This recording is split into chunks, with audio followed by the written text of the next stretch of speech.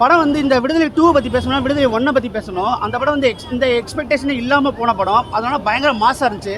விடுதலை 1 வந்து மாசாக இருந்ததுனால விடுதலை 2 எப்படி இருக்குன்னு சொல்லிட்டு வந்தால் அந்தளவுக்கு இல்லாத மாதிரியும் இருக்கும். கொஞ்சம் இதாக இருக்குது. ஃபஸ்ட் ஹாஃப் பொறுத்தவரை நல்லா ஃபாஸ்ட்டாக போகுது, பயங்கரமாக போகுது, ரொம்ப நல்லா இருக்குது. சினிமோட்டோகிராஃபிலாம் வேல்ராஜ் சார் வாழ்ந்துருக்காப்புல, பயங்கரமாக இருக்குது, சூப்பராக இருக்குது. ஃபஸ்ட் ஹாஃப் பொறுத்தவரை வந்து சூரி தான் ஹீரோ, செகண்ட் ஹாஃப் பொறுத்தவரை விஜிஎஸ் தான் ஹீரோ.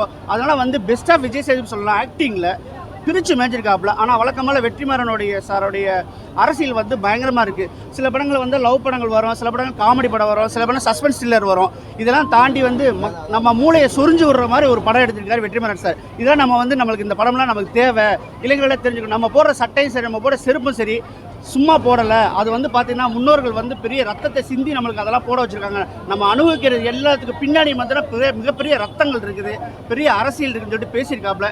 இந்த அரசியலையும் நம்ம வரவேற்கணும் தான். படம் வந்து கண்டிப்பாக ஒன் டைம் வாட்சபிள், எந்த சந்தேகமே கிடையாது.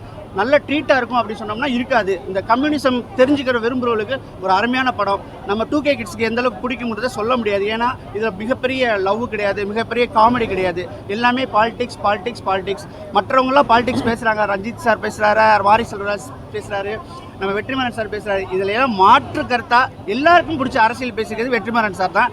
நான் இப்போ வந்து என்ன சொல்கிறேன், டாப் 5ல் வந்துட்டாருன்னு நான் சொல்ல முடியும். ஒரு நல்ல படம்.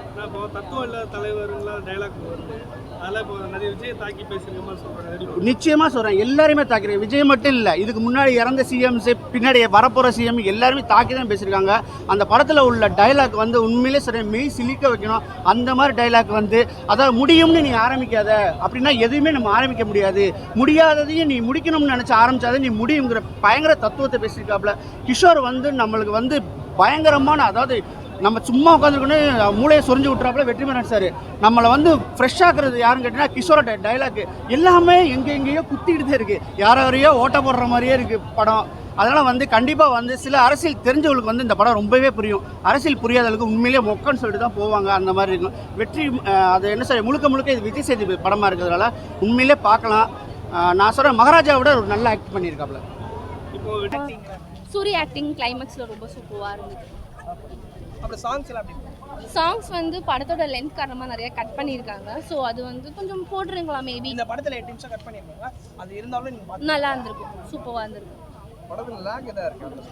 ஃபைட் சீன் மட்டும் கொஞ்சம் செகண்ட் ஹாஃபில் ரொம்ப அதிகமாக இருந்த மாதிரி, அந்த மலை ஏற சீன்ஸில் கொஞ்சம் அதிகமாக இருந்த மாதிரி இருந்தது.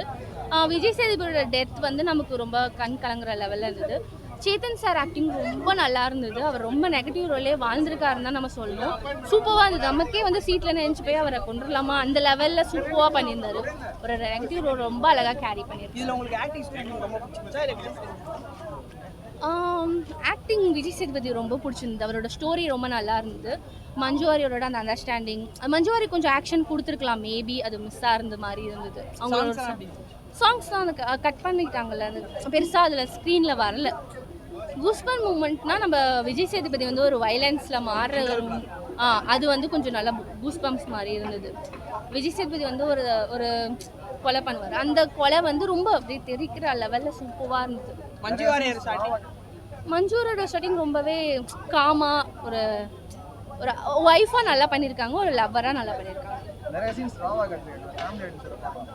பார்க்கலாம், கொஞ்சம் ராவாக தான் இருக்குது. அந்த பிளட் தெரிக்கிற சீன்ஸ், கன் ஷாட் சீன்ஸ்லாம் ரொம்ப ராவாக இருக்குது. அதனால தான் A சர்டிஃபிகேட் கொடுத்துருக்காங்கன்னு நான் நினைக்கிறேன். அது கொஞ்சம் ரொம்பவே ராவாக இருந்த மாதிரி நான் ஃபீல் பண்ணேன். கொஞ்சம் முக சுளிக்கிற அளவுக்கு இருக்குது. அவார்ட்ஸ் வெற்றிமாறனுக்கு கிடைக்காம இருக்குமா? கண்டிப்பாக கிடைக்கும்.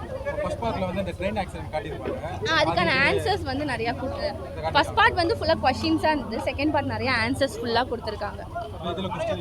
இதில் கொஷின்ஸ் இல்லை, ஃபைனலாக முடிச்சுட்டாங்க. ரொம்பவே நல்லா இருந்தது. ஆன்சர்ஸ் எல்லாத்துக்குமே ஆன்சர்ஸ் கொடுத்துட்டாங்க. எதுக்கும் கொஷின் இந்த மாதிரி எனக்கு ஃபீல் ஆகலை. 8.5 கொடுக்கலாம். ரொம்ப முகம் சுளிக்கிற மாதிரி இருந்தது. அந்த ஒரு சில சீன்ஸ்க்கும் ரொம்ப கொஞ்சம் அந்த வைலன்ஸ் லேகாக இருந்தது. மஞ்சு வாரியர் ஆக்ஷன் நான் எதிர்பார்த்து வந்தேன், அது இல்லாத மாதிரி இருந்தது. சாங்ஸ் கொஞ்சம் போட்டிருக்கலாமோன்னு எனக்கு தோணுச்சு, ஸ்க்ரீனில் மிஸ் பண்ண மாதிரி இருந்தது. அவ்வளோதான். பிஜிஎம்ஸ்லாம் சூப்பராக. விடுதலை 2 எப்படி இருக்குது அப்படின்னு கேட்டாங்க. ரிவ்யூ சொன்னால் நிறைய பிரச்சனையாகுது, அதனால் நம்ம வந்து ஸ்ட்ரெயிட்டாக பாட்டுக்கு போயிடலாம். படம் எப்படி இருக்குன்னு ஒரு பாட்டாக சொல்லிடுறேன். விஜய் சேதுபதியின் விடுதலை 2 பார்க்க போகிறோம் தேட்டரில். வெற்றிமாறன் டைரக்ஷன் செம்ம மாசு, இளையராஜா மியூசிக் எல்லாம் செம்ம கிளாஸு, சூரியன் ஆக்டிங் எல்லாம் தாறுமாறு, ஆக மொத்தம் படம் செம்ம கொல மாசு, கொல கொல கொல கொல கொல மாசு. இந்த பாட்டில் வர லைன் மாதிரியே படம் பயங்கரமாக இருக்குது. எல்லாரும் வந்து பார்த்து என்ஜாய் பண்ணுங்கள்.